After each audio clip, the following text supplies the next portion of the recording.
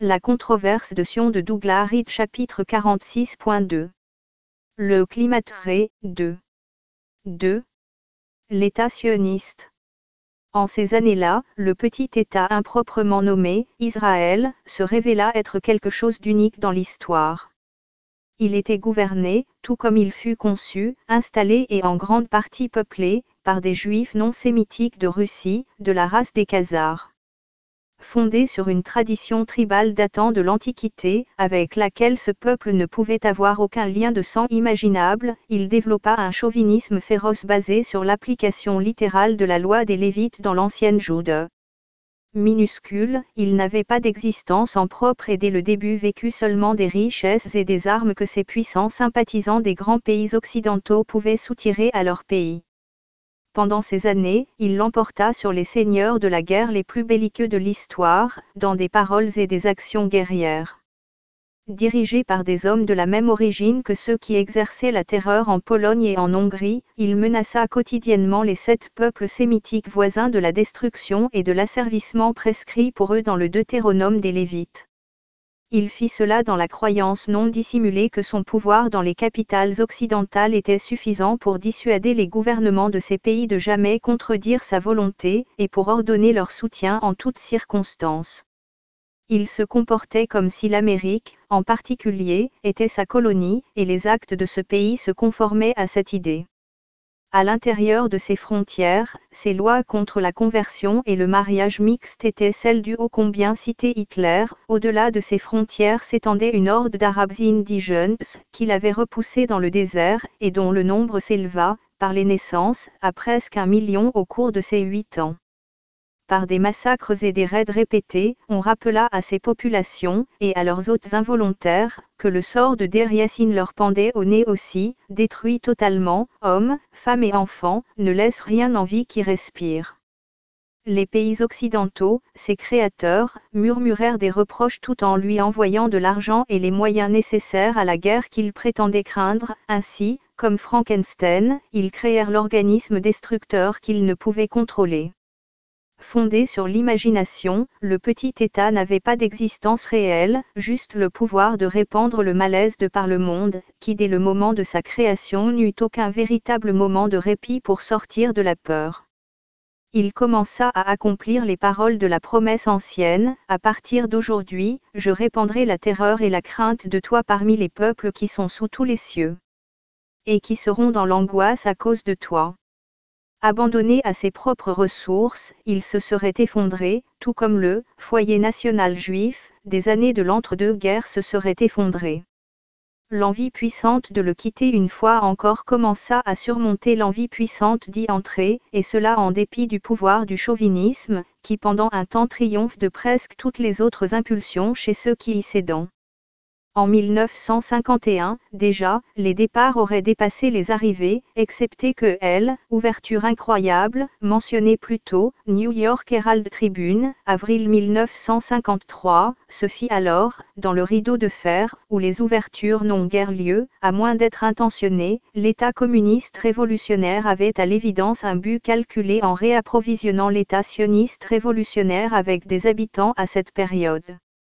Néanmoins, en 1952, 13 000 émigrés partirent et seulement 24 470 entrèrent, et en 1953, la dernière année pour laquelle je possède des chiffres, l'émigration dépassa l'immigration, selon l'agence juive. Un certain docteur Benjamin Avniel, prenant la parole à Jérusalem, dit au mois de juin que dans les 5 premiers mois, 8 500 immigrants étaient arrivés et 25 000 personnes étaient parties. C'était l'évolution naturelle, si Israël était livrée à elle-même, car elle n'avait rien d'autre à offrir que le chauvinisme. Le portrait des conditions de vie sur le territoire est donné par les autorités juives. Monsieur Moshe Smilansky, fort de 60 ans d'expérience en Palestine, écrivit dans la Jewish Review NDT, la revue juive de février 1952. Quand le mandat britannique a pris fin, le pays était riche. Les entrepôts alimentaires, privés et gouvernementaux, étaient pleins et il y avait un bon stock de matières premières. Le pays avait 30 millions de livres à la Banque d'Angleterre, en plus de fonds britanniques et américains en grande quantité. La monnaie en circulation était d'environ 30 millions de livres, qui avaient la même valeur que la livre sterling. Le gouvernement mandataire nous a laissé un héritage de valeur, le port profond d'Haïfa, de digues à Jaffa et Tel Aviv, des chemins de fer, de nombreuses routes et des bâtiments gouvernementaux de qualité, des terrains d'aviation militaire et civile très bien équipés, des casernes militaires de qualité et les raffineries de Haïfa. Les Arabes qui ont fui ont laissé derrière eux environ 5 millions de dunans de terres cultivables, comprenant des vergers, des orangeraies, des oliveraies, des vignes et des arbres fruitiers, environ 75 000 maisons d'habitation en ville, dont certaines très élégantes, environ 75 000 magasins, usines et biens mobiliers, des meubles, des tapis, des bijoux, etc. Tout ceci représente de la richesse, et si nous, en Israël, sommes tombés dans la pauvreté, nous accusons l'excessive centralisation bureaucratique, la restriction de l'entreprise privée et la promesse d'un régime socialisant pour notre époque. En avril 1953, M. Horowitz du Parti révisionniste d'Israël parla, devant une audience juive à Johannesburg, de la dégradation de l'État sioniste. Il dit qu'il ne pouvait rester aveugle à cette situation alarmante. Économiquement, le pays est au bord de la faillite. L'immigration a diminué et durant les derniers mois, il y a eu plus de gens qui ont quitté le pays qu'il n'y en a qui y sont entrés. De plus, nous avons 50 000 chômeurs et des milliers de plus qui sont au chômage partiel. On pourrait comparer ces deux citations, Jean et de nombreux autres d'une teneur similaire, venant de résidents juifs, à l'image de la vie en Israël que les populations occidentales recevaient de leurs hommes politiques. Un certain monsieur Clement Davis, leader du Parti libéral britannique, qui avait 401 sièges à la Chambre des communes en 1906 et 6 sous son leadership, en 1956, devant une audience juive à Tel Aviv, salua les progrès en cours dans l'État juif, qui pour lui semblait être un miracle de progrès le long de la voie de la restitution du pays à une terre où coulait le lait et le miel, publié dans le même journal juif que les remarques de M. Horowitz. À la même période, M. Franklin D. Roosevelt Jr., en campagne électorale à New York, où le vote juif est considéré comme décisif, dit « Israël est une parcelle de vie et d'espoir dans l'océan des populations arabes grouillantes. Elle vend la liberté pour le monde libre avec plus de succès que toute la propagande que nous avons pu envoyer des États-Unis d'Amérique. » M. Edley Stephenson, faisant campagne pour la présidence de 1952, dit au public sioniste Tchou, Israël a accueilli parmi elles, à bras ouverts et chaleureusement, tout son peuple en recherche d'un refuge contre l'adversité. L'Amérique ferait bien de prendre exemple, concernant ses propres politiques d'immigration, sur la générosité de la nation d'Israël, et nous devons verrer dans ce but, la seule signification possible à cela est que le peuple américain devrait être chassé des États-Unis et qu'on devrait rendre leurs terres aux Indiens nord-américains. Un autre aspirant à la présidence, un certain monsieur Stuart C. Minton, dit Tchou, Israël est un exemple de la manière dont la détermination, le courage et l'action constructive peuvent finir par l'emporter, pour les idéaux démocratiques, au lieu d'abandonner le terrain à l'impérialisme soviétique. À environ la même période, les professeurs de l'État israélien étaient en train de chanter le drapeau rouge, l'hymne du Parti travailliste, NDT par décret gouvernemental, le 1er mai, tandis que les politiciens de Washington et de Londres fulminaient contre l'antisémitisme derrière le rideau de fer. Face à l'inversion prolongée de la vérité par les hommes politiques de tous les partis d'Amérique et d'Angleterre, seules des protestations juives, comme dans les décennies précédentes, se firent entendre, pour la raison donnée auparavant, qui est que l'on empêcha efficacement les écrivains non juifs de publier de telles protestations. M. William Zuckerman écrivit, la théorie généralement acceptée selon laquelle l'émergence de l'État d'Israël servirait à unifier et à cimenter le peuple juif s'est révélée fausse.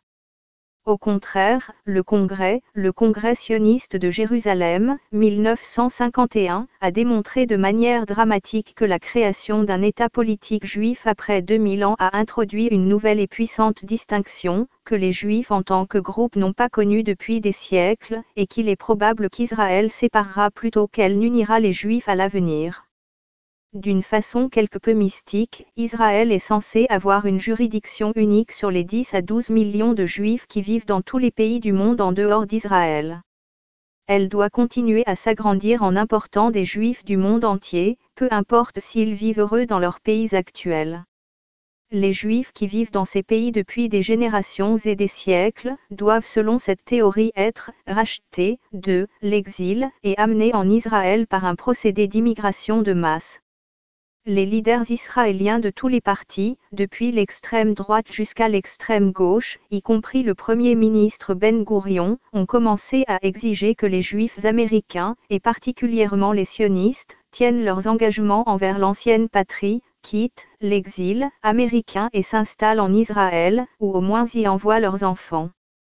Le Congrès de Jérusalem a officiellement marqué la fin de la gloire du sionisme américain et l'inauguration d'une période d'intense nationalisme moyen-oriental, façonné sur le modèle de feu Vladimir Jabotinsky, qui rêva d'un grand État juif sur les deux rives du Jourdain, pour y inclure tous les Juifs et pour devenir la plus grande puissance militaire du Proche-Orient. Monsieur Lessing Rosenwald protesta de façon similaire. Nous déclarons notre invariable opposition à tous les programmes destinés à transformer les Juifs en un bloc nationaliste aux intérêts particuliers dans l'État étranger d'Israël. La politique dictée par M. Ben Gourion pour le sionisme américain encourage les sionistes à intensifier leurs efforts pour organiser les Juifs américains en bloc de pression politique indépendant aux États-Unis.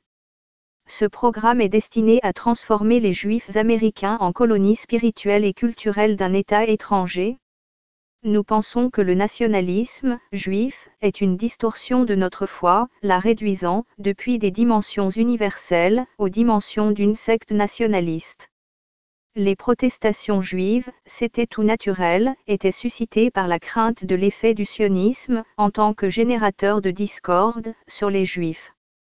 Cela n'était qu'un aspect infime du problème, le véritable danger du sionisme se trouvait dans sa capacité à diviser les nations du monde entre elles et à les amener à entrer en collision, catastrophe dans laquelle les grandes populations de l'humanité seraient impliquées dans une proportion de 100 ou d'un millier pour chaque juif.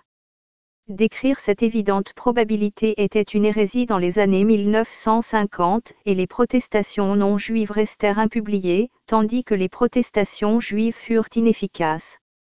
En 1953, le journal juif de New York, Commentary, fut ainsi en mesure d'annoncer que la catastrophe prévisible s'était rapprochée un peu plus. En ces termes, la survie et la consolidation d'Israël sont devenus un élément définitif de la politique étrangère des États-Unis et aucun résultat ou changement électoral n'affecteront cela. Voilà, une fois encore, la mystérieuse référence à un pouvoir supérieur à tous les présidents, premiers ministres et partis sur lesquels j'ai attiré l'attention plus haut. C'est ce que M. Leopold Emery, l'un des ministres britanniques responsables de la Palestine durant la période de l'entre-deux-guerres, dit un jour, la politique est fixée et ne peut changer. Le secret intime de toute l'affaire est contenu dans ces affirmations menaçantes, dans lesquelles l'accent d'autorité et de connaissance supérieure est clair. Elles sont laconiques, mais spécifiques et catégoriques, et expriment la certitude que l'Occident ne peut, et ne voudra se retirer du jeu de l'ambition sioniste en aucune circonstance. La certitude doit reposer sur quelque chose de plus solide que les menaces, ou même la capacité à influencer le vote juif et la presse publique d'une façon ou d'une autre. Le ton est celui de maîtres qui savent que les galériens doivent faire ce qu'on leur ordonne parce qu'ils sont enchaînés et ne peuvent s'échapper. Le New York Times, dont j'estime qu'il s'exprime avec autorité au nom du pouvoir juif dans le monde, a souvent fait allusion à cette secrète entente, ou capitulation, ou quoi que cela puisse être dans sa nature, par exemple, en essence, le soutien politique que l'État d'Israël a aux États-Unis rend toute décision antagoniste aux intérêts israéliens impossible à envisager pour une administration américaine, 1956. Si cela fait juste allusion au contrôle de la machine électorale, cela veut dire que la méthode de gouvernement parlementaire par les élections libres a été complètement falsifiée. À mon avis, c'est le cas en Occident en ce qui concerne le présent siècle. Cette situation en Occident seule a permis au nouvel État de survivre. Il a été maintenu en vie par des infusions d'argent venus d'Amérique. Commentary, cité plus haut, a déclaré qu'en juin 1953, l'aide totale du gouvernement des États-Unis à Israël s'élevait à 293 millions de dollars avec un supplément de 200 millions de dollars sous forme de prêts bancaires import-export. Le représentant du programme d' assistance technique du président Truman à Jérusalem déclara, octobre 1952, qu'Israël avait reçu la plus grosse part d'entre tous les pays du monde, proportionnellement à sa population, et plus que tous les États du Moyen-Orient additionnés. Le New York Herald Tribune, 12 mars 1953, dit que le montant total d'argent américain, y compris les prêts et les cadeaux personnels, se monta à plus de $1 million durant les 5 premières années de l'existence d'Israël, qui ainsi, ajouta le journal, fut assuré. En plus de tout cela, vint le tribut annuel allemand, soutiré par le gouvernement américain, de 520 millions livres israéliennes. Je n'ai pu trouver les chiffres officiels pour le total cumulé jusqu'en 1956. Le délégué syrien aux Nations Unies, après l'une des attaques sionistes de cette année, a dit que, depuis 1948, un flot de $1 500 000 coule des États-Unis jusqu'en Israël sous forme de contributions, de subventions, de bons et de prêts. Même ce chiffre exclut les paiements allemands et autres formes de tributs occidentaux. On n'a jamais vu rien de tel dans le monde auparavant. Un État financé ainsi depuis l'étranger peut bien se permettre, financièrement, d'être belliqueux, et l'attitude menaçante du nouvel État n'a été rendue possible que par cet afflux massif d'argent occidental, principalement américain. Assuré de ce soutien financier sans réserve et d'un soutien politique à Washington qui ne pouvait changer, le nouvel État mit en œuvre son ambition grandiose, restaurée dans sa pleine puissance, au XXe siècle de notre ère, la nouvelle loi, promulguée par les Lévites dans le Deutéronome en 621 avenue J.C. Tout ce qui viendrait serait l'accomplissement de cela. Les Khazars mongols devaient voir que Jéhovah honorerait son contrat, tel que les Lévites l'avaient publié. Et ce qui suivit fut en fait un acompte provisionnel sur cet accomplissement. La vision des païens, amenant les trésors terrestres à Jérusalem, commença à devenir réalité, sous forme d'argent américain, de tribut allemand et du reste. Avec un porte-monnaie ainsi bien rempli, le petit État commença à poursuivre le fantasme d'un accomplissement entier et littéral, qui est de voir, au moment de la fin miraculeuse, tous les grands de la terre rabaissés, Sion toute puissante et tous les Juifs, rassemblés. Il rédigea la charte de ce rassemblement, la loi de la nationalité, qui rendait israéliens tous les résidents juifs de l'État sioniste, et la loi du retour, qui revendiquait Israël pour tous les juifs partout dans le monde, et dans les deux cas, qu'ils le veuillent ou non. 75 La loi du retour, de 1953, dit entre autres, le rassemblement des exilés requiert des efforts constants de la part de la nation juive dispersée, et l'État d'Israël s'attend donc à la participation de tous les juifs, soit à titre personnel soit par le biais d'organisations, à l'édification de l'État et à l'assistance à l'émigration de masse, et voit la nécessité pour toutes les communautés juives de s'unir dans ce but. Un état permanent des antisémitisme dans le monde est de toute évidence le prérequis pour la réalisation de cette loi, et comme le groupe le plus important de juifs dans le monde se trouve actuellement en Amérique, une situation antisémite là-bas devrait manifestement être déclarée à quelque étape du processus. Telles étaient les lois qui, tels des fantômes issus des ghettos disparus, alarmèrent M. Zuckerman et M. Rosenwald. Elles expriment la plus grande ambition jamais proclamée par aucun État dans l'histoire, et le Premier ministre, un certain M. Ben-Gourion de Russie, fut explicite à ce sujet en de nombreuses occasions, par exemple dans son message du 16 juin 1951 aux sionistes d'Amérique. Une opportunité rare a été donnée à notre organisation pour ouvrir la voie à un mouvement sioniste unificateur et uni qui se tiendra à la tête de la communauté juive américaine, à la grande époque qui s'ouvre au peuple juif avec l'établissement de l'État et le début du rassemblement des exilés à l'intérieur de ce dernier. Le rabbin Iyul Silver, proche collaborateur du président Eisenhower, exprima la satisfaction particulière que M. Ben-Gourion accepte maintenant la vision que les tâches principales du mouvement sioniste, c'est le cas jusqu'à maintenant, inclut le programme complet et non tronqué du sionisme. À New York, en juin 1952, M. Ben-Gourion fut plus explicite, l'État juif n'est pas l'accomplissement du sionisme. Le sionisme englobe tous les juifs en tout lieu. Le second président d'Israël, M. Ben-Zvi, lors de son investiture en décembre 1952, dit « Le rassemblement en Israël des exilés demeure toujours notre tâche centrale et nous ne reculerons pas. Notre tâche historique ne sera pas accomplie sans l'assistance de la nation entière en Occident et en Orient. » Le monde aurait lancé un concert de protestation si un Kaiser ou un Hitler avait dit de telles choses. L'ambition exprimée par des paroles telles que « le programme complet et non tronqué du sionisme » est en fait illimitée, car c'est le programme politique contenu, sous l'apparence d'un contrat avec Jéhovah, dans la Torah, la domination mondiale des païens, exercée depuis un empire s'étendant du Nil à l'Euphrate. Le soutien des gouvernements occidentaux a amené à la réalité ce qui autrement serait la prétention la plus absurde de toute l'histoire. Que les hommes politiques occidentaux comprissent la pleine signification de ce qu'ils faisaient sembla impossible jusqu'en 1953, lorsqu'une déclaration fut faite qui sous-entendait cette pleine compréhension. En mai 1953, M. Winston Churchill, alors Premier ministre britannique, se disputait avec le Premier ministre égyptien à propos du canal de Suez et le menaça, non pas de châtiment britannique mais de châtiment juif.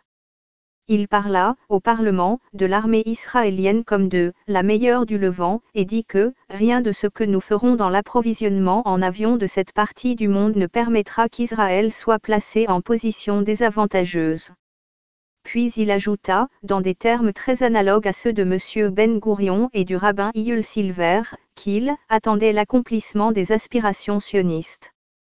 En aparté, voilà probablement l'engagement le plus grand jamais pris par un chef de gouvernement au nom d'une nation peu soupçonneuse. Le Parlement israélien fit immédiatement part de sa satisfaction concernant l'attitude amicale de M. Churchill envers le gouvernement israélien actuellement et envers le mouvement sioniste durant toute son existence. Le public d'Angleterre lut ces mots sans comprendre, si jamais il les lut. Ils stupéfièrent de nombreux juifs, parmi lesquels même M. Abraham, qui en révisionniste au long cours aurait pu, logiquement, être ravi. Les révisionnistes poursuivent ouvertement l'ambition de feu M. Jabotinsky un grand État juif sur les deux rives du Jourdain, pour y inclure tous les juifs et pour devenir la plus grande puissance militaire du Proche-Orient, M. William Zuckerman. M. Abraham demanda avec étonnement, et même avec un soupçon d'inquiétude, si les paroles de M. Churchill étaient vraiment sincères, disant « Le Premier ministre est un vieil étudiant de la Bible, il sait très bien que les aspirations sionistes demeureront inaccomplies jusqu'à ce qu'Israël soit pleinement rétabli à l'intérieur des frontières historiques, la terre des 10 tribus. » Cette aspiration, bien sûr, ne peut être accomplie sans guerre universelle, et c'est manifestement la raison pour laquelle M. Abraham fut interloqué et presque atterré. Les paroles de M. Churchill, si elles étaient réfléchies et délibérément intentionnées, signifiaient le soutien à l'ambition grandiose dans toute sa littéralité, et le prix ultime de cela ne pouvait être que l'extinction de l'Occident, tel qu'on l'a toujours connu. 76 à un événement du mois précédent, en avril 1953, avait déjà montré que M. Churchill était préparé à aller plus loin, dans ses hommages au sionisme, que nul n'aurait pensé qu'il était possible à en juger par ses annales et sa légende nationale. Ce mois-là, il s'associa avec ostentation à la canonisation sioniste d'un officier anglais du nom d'Lord Wingate, et ce faisant, humilia le peuple anglais en général, et en particulier tous les fonctionnaires, officiers et soldats britanniques qui pendant 30 ans avaient accompli loyalement leur devoir en Palestine.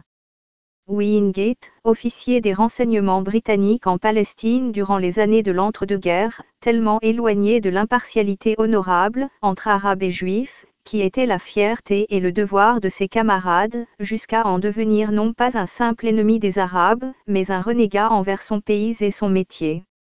Sa perfidie fut d'abord rendue publique lors de l'occasion où M. Ben Gourion, dédiant un village d'enfants sur le mont Carmel à la mémoire de Wingate, il fut tué durant la Seconde Guerre, dit, il était prêt à se battre avec les Juifs contre son propre gouvernement, et au temps du Livre blanc britannique de 1939, il vint me trouver avec l'intention de combattre la politique britannique. Une des propositions de Wingate était de faire exploser un oléoduc britannique. M. Churchill, dans son message lu lors de la cérémonie de consécration, décrivit le village nommé d'après Wingate comme un monument à l'amitié qui devrait toujours unir la Grande-Bretagne à Israël, et le ministre britannique fut prié d'y assister en guise de témoignage officiel de l'approbation du gouvernement britannique. Ainsi, le Britannique tellement honoré dans l'État sioniste avait-il trahi son devoir, et le Premier ministre britannique de l'époque se joignit à ses honneurs. L'histoire significative du service dans l'armée de Wingate est donnée dans le livre du Dr Shane Weitzman. Le Dr Weitzman, qui parle avec indulgence des efforts de Wingate pour se faire bien voir des colons sionistes en essayant de parler hébreu, dit que c'était un sioniste fanatique. En fait, Wingate était un homme très similaire au prophète Monk du siècle précédent, mais avec les moyens de ce dernier, il fut en mesure de faire beaucoup plus de mal. Il copia sur Monk en essayant de ressembler à un prophète judaïte, en se laissant pousser la barbe, et il trouva visiblement sa véritable vocation sur la terre de Juda. Il était soit dément, soit totalement instable, et fut déclaré par l'armée britannique, trop déséquilibré pour commander à des hommes d'une manière responsable. Il se tourna alors vers le Dr Weitzman, qui demanda à un médecin important de Londres, Lord Orde, un ardent sympathisant sioniste, de témoigner devant le conseil médical de l'armée, du sérieux et du sens des responsabilités de Wingate. Comme résultat de ce parrainage, Wingate reçut une affectation au poste de capitaine des services de renseignement en Palestine, avec le résultat prévisible relaté plus haut. Pendant la Seconde Guerre, cet homme, entre tous les hommes, fut désigné pour recevoir les honneurs particuliers par M. Churchill, et fut rappelé à Londres au moment de la conférence de Québec pour recevoir la promotion de général de division. Le Dr Weitzman dit que le désir qui le consumait était de mener une armée britannique jusque dans Berlin. Le contexte du récit du Dr Weitzman suggère que cette opération aurait été dirigée par une brigade juive menée par Wingate, si bien que l'événement aurait adopté la nature visible d'un triomphe talmudique, détaché des couleurs d'une victoire britannique. Les généraux, conclut le Dr Weitzman, prévinrent cette humiliation, leur refus fut total et définitif. L'épisode fait à nouveau ressortir la nature inégale et énigmatique de M. Churchill, qui prêchait l'honneur, le devoir et la loyauté de façon plus éloquente qu'aucun autre avant lui, et demandait sans ménagement à une nation aux abois de donner son sang et sa sueur, son labeur et ses larmes, pour ses principes éternels. Il avait vu l'un de ses propres ministres assassiné et des sergents britanniques symboliquement pendus à un arbre, et pourtant il patronna spécialement cet homme, de son vivant, et le distingua pour recevoir les honneurs à sa mort. M. Churchill, à une période antérieure, abandonna un jour la tâche d'écrire la vie de son illustre ancêtre à cause d'une lettre qui paraissait prouver que John Churchill, duc de Marlborough, avait trahi une attaque imminente par la flotte britannique de son ennemi de l'époque, les Français. La trahison de l'expédition contre Brest, écrivait-il alors, fut un obstacle que je ne pouvais regarder en face, et de honte, il refusa d'écrire la biographie, changeant seulement d'avis quand il se persuada que la lettre était un faux. Pourtant, même dans ce livre, sa conception de la loyauté n'est pas évidente à suivre, car dans sa préface il accepte comme naturel et même juste le premier acte avéré de traîtrise de la part de Marlborough, quand il quitta Londres à cheval en tant que commandant du roi Jacques pour rencontrer les armées d'invasion allemandes et hollandaises de Guillaume d'Orange, et passa à l'ennemi, de sorte que l'invasion de l'Angleterre réussit sans qu'un coup de feu anglais ne soit tiré. L'événement du 30 octobre 1956, bien qu'il fût ordonné par l'héritier désigné de Sir Winston, semble montrer que les paroles de M. Churchill au mois de mai 1953, avec tout ce qu'elles présageaient pour son pays, étaient prononcées sérieusement. si l'Occident, tel que ces paroles le laissaient à entendre, était secrètement employé à l'accomplissement inconditionnel des aspirations sionistes, cela pouvait seulement signifier une guerre plus importante que l'Occident ait encore jamais subie, dans laquelle ses armées joueraient le rôle de pions dans un jeu désastreux, dans le but de diviser les peuples chrétiens, d'écraser les peuples musulmans, d'installer l'empire sioniste, et ensuite de servir de janissaire à ce dernier. Dans ce grand jeu risqué, on attendrait des Juifs partout dans le monde, de quelque côté de l'apparente ligne de combat qu'ils se trouvassent, qu'ils agissent dans l'intérêt primordial de Sion, selon la loi du retour. On peut avoir une idée de ce que cela pouvait signifier dans un article publié dans le Jewish Herald de Johannesburg le 10 novembre 1950, à propos d'un épisode secret de la Seconde Guerre. Selon cet article, quand la production d'armes atomiques démarra, une proposition fut faite au docteur Weizmann de rassembler quelques-uns des scientifiques juifs les plus éminents afin d'établir une équipe qui négocierait avec les Alliés dans l'intérêt de la communauté juive. J'ai vu le projet dessiné dans ses grandes lignes et soumis au docteur Weizmann par un scientifique qui avait lui-même atteint une certaine renommée dans le domaine de l'invention militaire. La menace est claire, avec de telles paroles.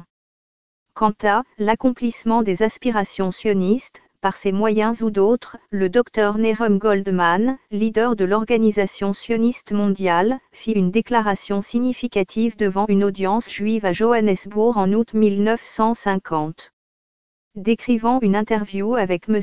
Ernest Bevin, alors ministre des Affaires étrangères, le docteur Goldman dit « Ce minuscule pays, Israël, est un pays vraiment unique, sa position géographique est unique. » Du temps où M. Bevin tentait d'obtenir l'État juif avec le consentement du gouvernement britannique, et au cours de l'une des discussions privées que j'eus avec lui, il dit « Est-ce que vous savez ce que vous êtes en train de me demander ? Vous êtes en train de me demander de vous donner la clé de l'une des régions les plus vitales et stratégiques au monde. » Et j'ai répondu, il n'est écrit ni dans le Nouveau ni dans l'Ancien Testament que c'est la Grande-Bretagne qui doit avoir cette clé. M. Churchill, si ces paroles étaient pleinement intentionnelles, était apparemment prêt à tendre la clé, et après la mort de M. Bevin, tous les autres à Washington et Londres semblaient tout aussi prêts. Les effets sont déjà clairement visibles et prévisibles, et ces effets ne peuvent plus être excusés par le hasard. Ici, un grand projet s'avance clairement vers son accomplissement ou son fiasco, avec les grandes nations d'Occident faisant office d'escorte armée et elles-mêmes assurées d'être humiliées si ce projet réussit. Elle ressemble à un homme qui prend un travail à la condition que son salaire baissera si l'entreprise prospère. À chacune de ces étapes de mauvais augure, cette aventure a été discutée en tant que projet parmi les initiés. J'ai précédemment cité les paroles de Max Nordau au 6e congrès sioniste de 1903. Laissez-moi vous montrer les barreaux d'une échelle qui mène toujours plus haut, la prochaine guerre mondiale, la conférence de paix où, avec l'aide de l'Angleterre, une Palestine libre et juive sera construite. 25 ans plus tard, un sioniste important en Angleterre, Lord Melchett, parla sur le même ton de la connaissance secrète aux sionistes de New York. Si je m'étais tenu là en 1913 et que je vous avais dit, venez à une conférence pour discuter de la reconstruction d'un foyer national en Palestine, vous m'auriez regardé comme un rêveur oisif, même si je vous avais dit en 1913 que l'archiduc d'Autriche serait tué et que de tout ce qui suivrait viendrait la chance, l'opportunité. L'occasion d'établir un foyer national pour les Juifs, en Palestine. Ne vous êtes-vous jamais dit combien il était remarquable que du bain du sang mondial, cette opportunité soit née? Croyez-vous vraiment que nous ayons été ramenés en Israël par un simple coup de chance? Jewish Chronicle, 9 novembre 1928. Aujourd'hui, la Troisième Guerre mondiale, si elle arrive, ne sera de toute évidence pas un coup de chance. La succession de causes menant aux conséquences et l'identité du pouvoir contrôlant ont été rendues visibles par l'écoulement fluide du temps. 31 ans après la déclaration impériale de Lord Melchett, je me trouvais par hasard, février 1956, en Caroline du Nord, et seulement grâce à ce hasard, et le journal local, j'ai été mis au courant d'un commentaire dans la même veine, apparemment inspiré d'une source olympienne similaire, à propos de la Troisième Guerre. M. Randolph Churchill, le fils de Sir Winston, était à cette période en visite chez l'ami de sa famille, M. Bernard Baruch, dont la résidence est la baronnie de Little Rabcoe en Caroline du Sud. En sortant de son entrevue avec cette autorité, M. Randolph Churchill déclara, Associated Press, 8 février 1956, que « la situation tendue du Moyen-Orient pourrait éclater en conflit armé à tout moment. Mais je ne pense pas que la civilisation va aller en trébuchant vers la prochaine guerre. La Troisième Guerre mondiale, si elle arrive, sera froidement calculée et planifiée plutôt qu'accidentelle. » En arrière-plan de l'accomplissement, le paiement du tribut par les grandes nations du monde et la déclaration que tous les Juifs du monde étaient ses sujets, le nouvel État donna la garantie de son intention de rétablir les frontières historiques, par la parole et l'acte. Aucun belliciste occidental n'utilisa jamais de tels termes. M. Ben Gourion proclama, Johannesburg, Juif Herald, 24 décembre 1952, qu'Israël ne permettrait sous aucune condition le retour des émigrants arabes, les habitants d'origine. Quant à Jérusalem, divisée entre les sionistes et les jordaniens pendant l'internationalisation, sous l'administration des Nations Unies, pour nous, l'avenir de cette ville est aussi fixé que celui de Londres, en dépit de ses frontières ridicules, ce ne peut être un problème pour les négociations. Les exilés à l'étranger devaient être rassemblés au rythme de 4 millions d'immigrants les 10 prochaines années. Le ministre des Affaires étrangères, M. Moshe Charette, juin 1952, ou dans les 10 à 15 prochaines années, déclara-t-il à une autre occasion. 2 guerres mondiales avaient été nécessaires pour mettre en place le foyer national et État, successivement, et pour y faire entrer quelque 1 500 000 juifs. Ces indices signifiaient une autre guerre mondiale dans les 15 ans au plus tard, car par aucun autre moyen autant de juifs ne pouvaient être arrachés au pays où ils vivaient. Quant au coût de leur transfert, M. Ben Gourion dit que cela coûterait entre 7 000 et 8 000 millions de dollars, aux taux actuels, équivalent à la totalité de la dette nationale italienne, et environ 5 fois la dette nationale britannique en 1914, et il se tournait vers la communauté juive américaine pour fournir cet argent. De toute évidence, même la communauté juive américaine ne pouvait trouver pareille somme, elle ne pouvait être obtenue que des contribuables occidentaux. Tout ce qui était dit était donc une menace de guerre aux Arabes voisins, et cela avait un sens spécial quand c'était dit, et cela le fut souvent, par M. Menahem Begin, chef du groupe des activistes, ou de tueurs, qui avait perpétré le massacre de Deir Yassin. Officiellement désavoués à l'époque, ils avaient été honorés dans le nouvel État et avaient formé un parti politique majeur, le Héroux, à son parlement. Par conséquent, les Arabes savaient exactement de quoi ils étaient menacés quand M. Begin leur parlait. Je vais donner un exemple typique. En mai 1953, il menaça le roi de Jordanie, âgé de 18 ans au moment de son couronnement, de mort sous la loi du Deutéronome, qui guide l'acte de Deir Yassin. Prenant la parole lors d'un rassemblement de masse dans la partie sioniste de Jérusalem, à un jet de pierre des frontières jordaniennes, M. Begin dit, à cette heure, un couronnement est en train d'avoir lieu, celui d'un jeune arabe, en tant que roi de Gilead, Bashan, Naplouse, Jéricho et Jérusalem.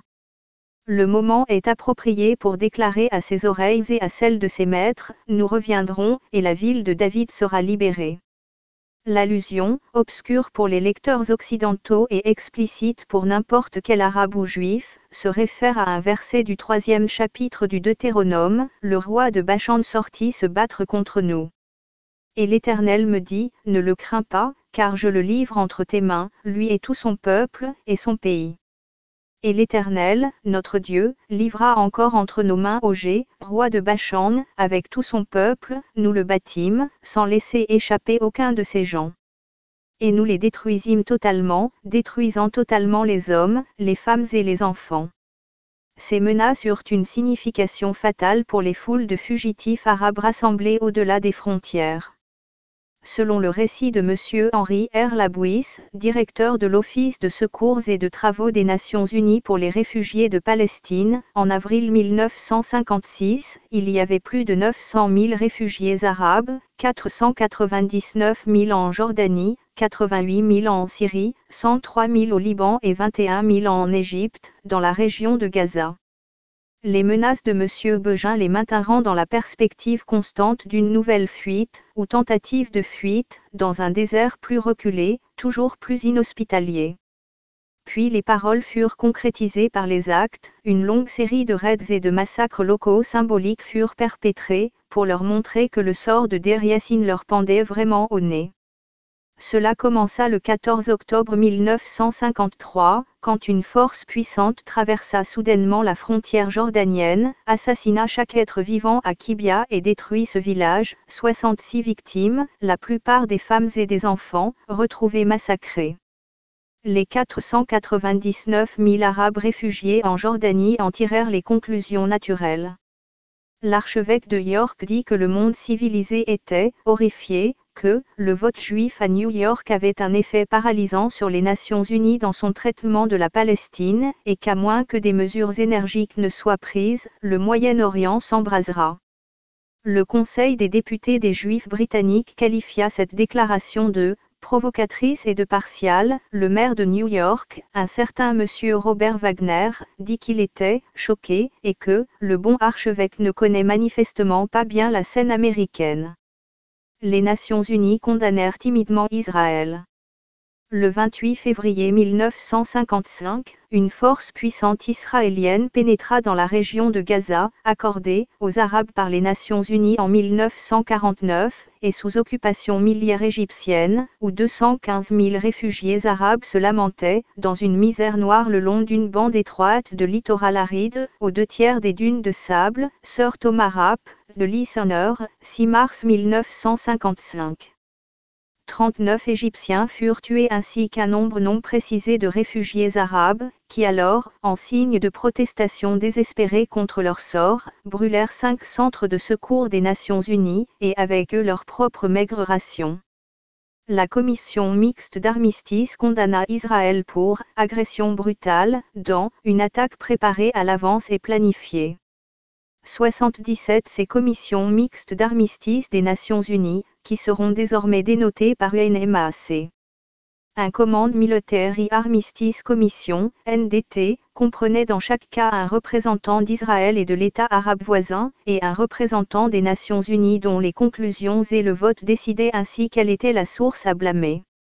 Les conclusions étaient invariablement contre Israël jusqu'à ce que, comme dans le cas des administrateurs britanniques entre 1917 et 1948, la pression commence à être exercée sur les gouvernements d'origine des représentants, soucieux de rappeler quiconque donnait impartialement son soutien à l'argument arabe.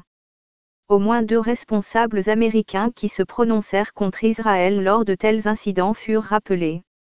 Tous ces responsables, quelle que soit leur nationalité, travaillaient avec en tête la mémoire du sort du comte Bernadotte, médiateur des Nations Unies en Palestine assassiné par les Israéliens en 1948, NDT, et celui de bien d'autres, toujours présents dans leurs esprits. En règle générale, comme les administrateurs britanniques avant eux, il se révélait impossible à intimider ou à suborner, et ainsi le contraste frappant entre la conduite des hommes sur le terrain et les gouvernements des lointaines capitales occidentales était-il maintenu. L'affaire fut ensuite portée au Conseil de sécurité des Nations Unies lui-même, qui par vote unanime de 11 pays condamna Israël. Le délégué des États-Unis dit que c'était le 4e cas similaire et, le plus grave à cause de son évidente préméditation. Le délégué français dit que la résolution devrait servir de « dernier avertissement » à Israël, un avertissement qui reçut un post-scriptum sous forme de complicité française dans l'attaque israélienne de l'Égypte 20 mois plus tard. Le 8 juin 1955, l'U.N.MAC condamna Israël pour une autre violation flagrante de l'armistice, quand les troupes israéliennes traversèrent Gaza et tuèrent plusieurs Égyptiens.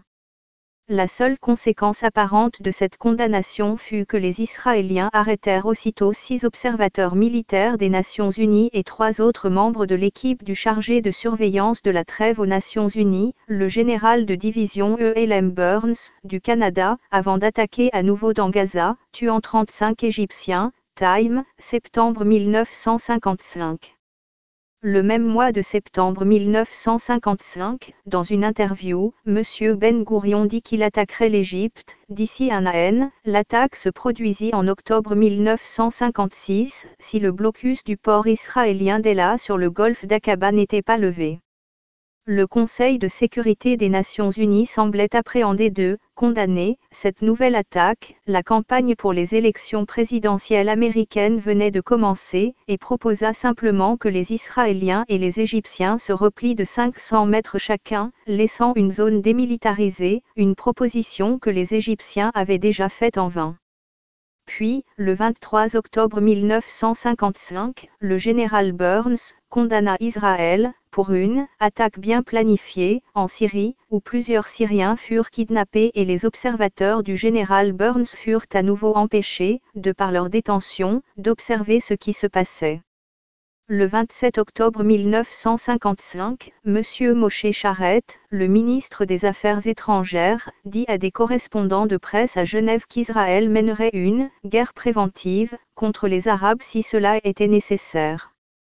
Le 28 novembre 1955, l'Organisation sioniste d'Amérique annonça dans les journaux importants, par publicité payante, que la Grande-Bretagne, elle aussi, a rejoint le camp des ennemis d'Israël. Sir Anthony Eden, qui dans l'année devait se joindre à l'attaque israélienne, eut à ce moment l'idée d'apporter des rectifications mineures aux frontières.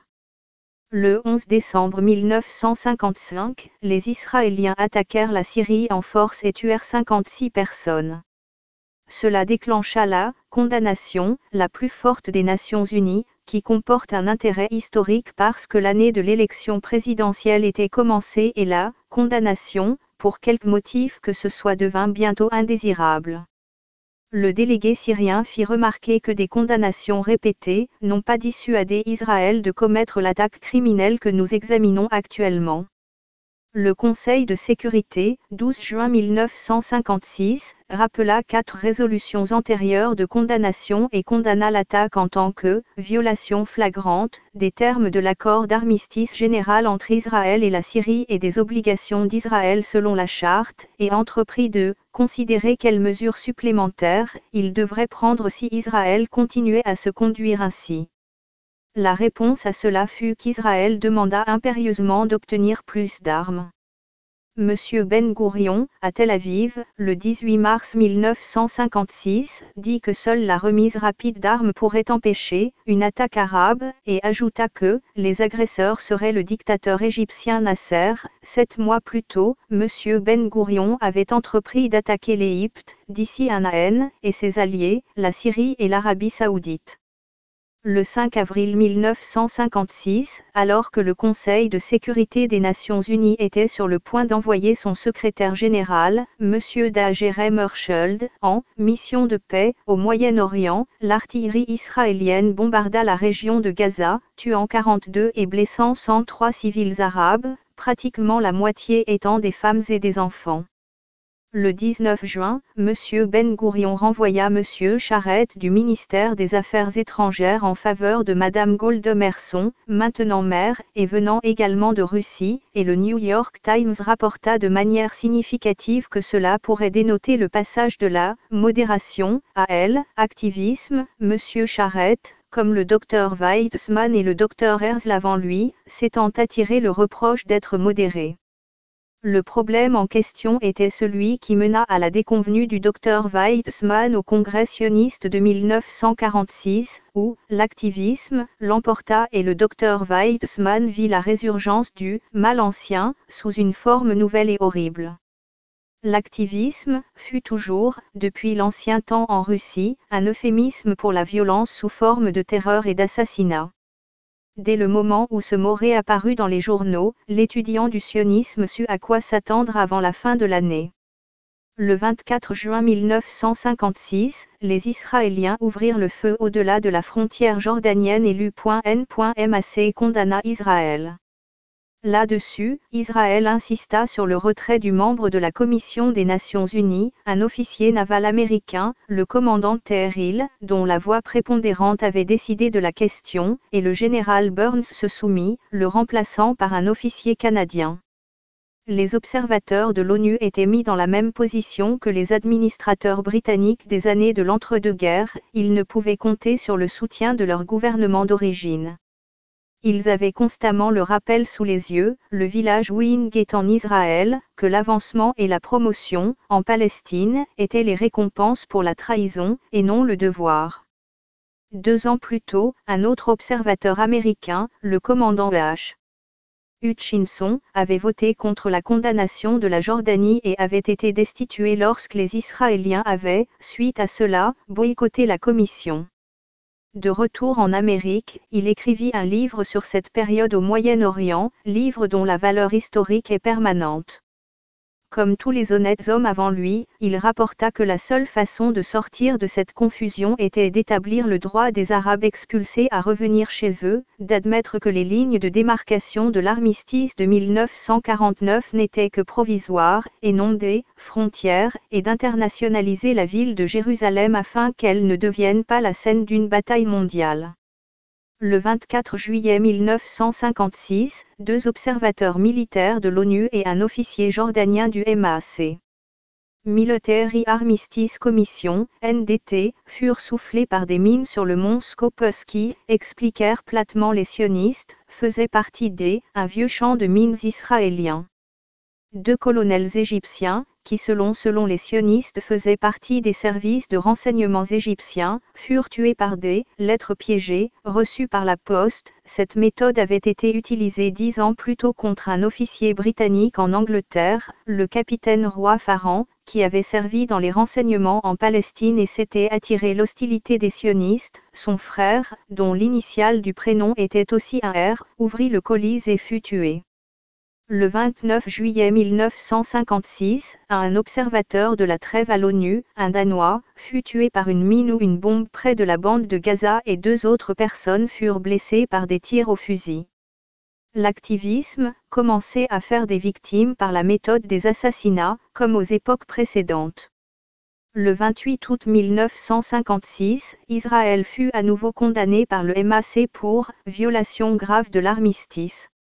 La condamnation fut suivie d'une autre attaque israélienne, 12 septembre, où une force militaire puissante pénétra en Jordanie, tua quelques 20 Jordaniens et fit exploser un poste de police à Al-Rawa. Le général Burns protesta que de tels actes ont été condamnés à plusieurs reprises par le Conseil de sécurité des Nations Unies, sur quoi immédiatement après, 14 septembre, une autre force puissante attaqua la Jordanie, tuant entre 20 et 30 Jordaniens à Jarandé. Le ministère des Affaires étrangères britannique, la Grande-Bretagne avait une alliance avec la Jordanie, exprima son fort mécontentement, sur quoi le Conseil des députés des Juifs britanniques l'attaqua pour cette déclaration tendancieuse. Le 19 septembre, le MAC condamna à nouveau Israël pour des actes hostiles et belliqueux. Ces 2 attaques furent menées apparemment dans une intention symbolique, le moment choisi étant durant la période du Nouvel An juif, et le 26 septembre, la Commission condamna Israël expressément pour l'attaque du 12 septembre. La réponse immédiate à cette condamnation particulière fut une annonce officielle à Jérusalem, le même jour, 26 septembre, comme quoi la plus grosse attaque jusqu'à ce jour avait été menée par l'armée régulière israélienne, en force, envers un poste jordanien à Usan, où quelques 25 Jordaniens avaient été tués, parmi lesquels un enfant de 12 ans. Le MAC répondit, 4 octobre, par sa condamnation, la plus sévère, pour une agression planifiée sans provocation. La réplique fut une autre attaque, 10 octobre, plus grosse, avec de l'artillerie, des mortiers, des bazookas, des torpilles Bangalore et des grenades. Par la suite, les observateurs de l'ONU découvrirent les corps de 48 Arabes, dont une femme et un enfant. Il semble qu'un bataillon blindé et 10 jets prirent part à ce massacre, qui suscita une déclaration britannique comme quoi si la Jordanie, son allié, était attaquée, la Grande-Bretagne remplirait ses engagements. Le gouvernement israélien dit qu'il reçut cet avertissement, avec inquiétude et stupéfaction. 78 Dès le début de l'année des élections présidentielles, tous les journaux américains importants, et de nombreux journaux britanniques, parlèrent des attaques israéliennes comme de « représailles » ou « vengeance », si bien que les victimes furent transformées dans chaque cas en agresseurs par la machine à propagande. Le général Burns, dans son récit de la dernière attaque, dit à l'ONU qu'Israël paralysait la machine investigatrice, en boycottant les commissions mixtes d'armistice à chaque fois qu'elle votait contre elle, et ajouta, actuellement, la situation est que l'une des parties prenant part à l'accord d'armistice général fait ses propres investigations, qui ne sont soumises à vérification ou à confirmation par aucun observateur désintéressé, publie les résultats de telles investigations, tire ses propres conclusions et sur cette base, fait entreprendre des actions par ses forces militaires. La presse britannique et américaine, en adoptant le terme « représailles » d'Israël dans ses comptes rendus, donna au public des deux pays, tout au long de cette période, l'image fausse de ce qui se passait, telle que le souhaitaient les sionistes. L'attaque du 26 septembre fut la dernière de la série qui remplit les années 1953 à 1956, la prochaine devait être une guerre généralisée. J'ai résumé la liste des raids et massacres pour donner aux futurs lecteurs la véritable image du Moyen-Orient à l'automne 1956, lorsque M. Ben Gourion déclara qu'Israël était sans défense, et les politiciens de Washington et de Londres rivalisaient entre eux dans l'exigence qu'Israël reçoive des armes pour parer l'agression arabe. Si la pile entassée des résolutions qui à cette époque étaient étalées sur la table des Nations Unies, condamnant l'agression sans provocation d'Israël, la violation flagrante et tutti quanti avait signifié quoi que ce soit, cette dernière attaque, ouvertement annoncée pendant qu'elle avait lieu, jetée avec mépris à la tête de la dernière condamnation, aurait dû produire quelque action contre Israël par les Nations Unies, ou bien l'admission implicite qu'Israël était son maître. La question ne fut jamais examinée, car avant même que l'appel, 79. L'histoire que j'ai relatée montre qu'au moment de l'invasion israélienne, aucun observateur attentif ne pouvait espérer que les États-Unis feraient grand-chose de plus que de la réprouver. Les sionistes avaient de toute évidence choisi un moment où, selon leurs calculs, l'imminence du vote pour l'élection présidentielle américaine paralyserait tout moyen d'action efficace contre eux. Je croyais que j'étais préparé à la soumission occidentale au sionisme, une fois encore, sous une forme ou une autre. Ce que, même moi, je n'aurais pas cru, jusqu'à ce que cela arrive, c'est que mon propre pays, la Grande-Bretagne, se joindrait à l'attaque.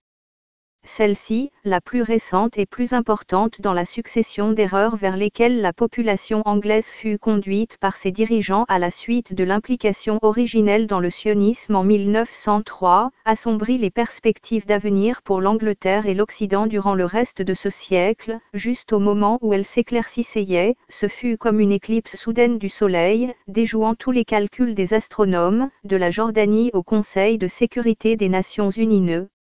Soit examinée, l'attaque de l'Égypte eut lieu. Elle avait été annoncée, pour quiconque faisait attention, au moment même de l'attaque de la Jordanie, car M. Menahem Begin, à Tel Aviv, insistait sur une attaque israélienne immédiate de l'Égypte, Daily Telegraph, 26 septembre 1956. M. Begin était la voix de l'activisme, et il dit que tous ceux qui avaient regardé la situation évoluer savaient ce qui viendrait ensuite, une invasion sioniste totale de l'Égypte. Au cours de cet événement, la pression irrésistible de la politique internationale dans les capitales occidentales produisit un résultat, dont les pleines conséquences seront calculables uniquement lorsque de nombreuses années auront passé. Par conséquent, la dernière partie de ce chapitre et livre doit à nouveau passer en revue les mécanismes de la pression irrésistible à l'œuvre dans les coulisses occidentales, cette fois lors de la phase du climatéraire proche, les années 1952 à 1956. À la fin de cette phase, le communisme révolutionnaire et le sionisme révolutionnaire, les forces destructrices jumelles libérées des régions talmudiques de Russie au siècle dernier, étaient moribondes. Par l'acte de l'Occident, à l'automne 1956, elles bénéficièrent toutes deux d'un sursis pour davantage de destruction.